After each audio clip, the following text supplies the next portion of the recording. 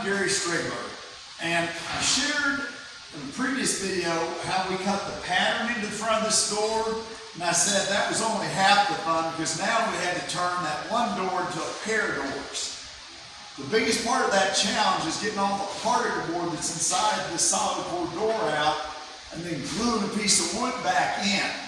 Now the hinges are still going to be going into the edge that's the original factory edge, but this other edge we need to get a good wooden edge instead of particle, unless you got a lot better painter than me. My painter can't make particle board look like wood. Anyway, so what we did, we experimented around, some trial and error, but we made this jig that sits right on top of it. Let's lift it up on it.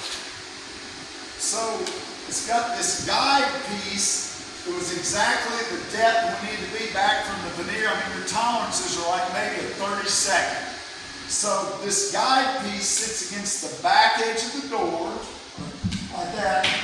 We have a wooden block on each end that we could run screws into the end of the door, because that was really critical to keep it lined up there.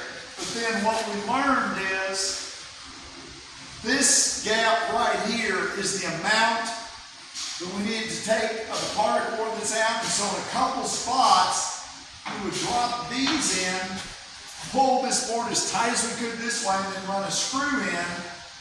Then we put a clamp over the top. So now that's screwed in solid. We pulled it tight against the edge of the door where that little fence stopped it. We did that in a couple places. We routed from each end, and we just moved those one time to make sure that we got it. Now, kind of the key part to this is this router bit, which is about 1 1/8" white side pattern bit. The bearing is exactly the same diameter as the cut, so when this bearing is riding on my jig, we know that that's right where it's cutting. So that's how we were able, at a constant depth, to get a really smooth cut and not come through the veneer.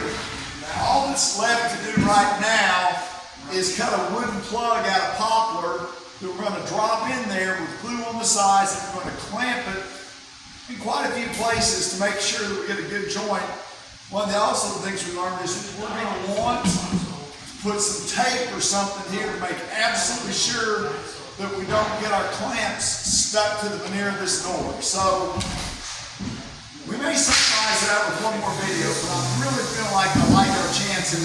So we're going to get this out of the way, make our plug,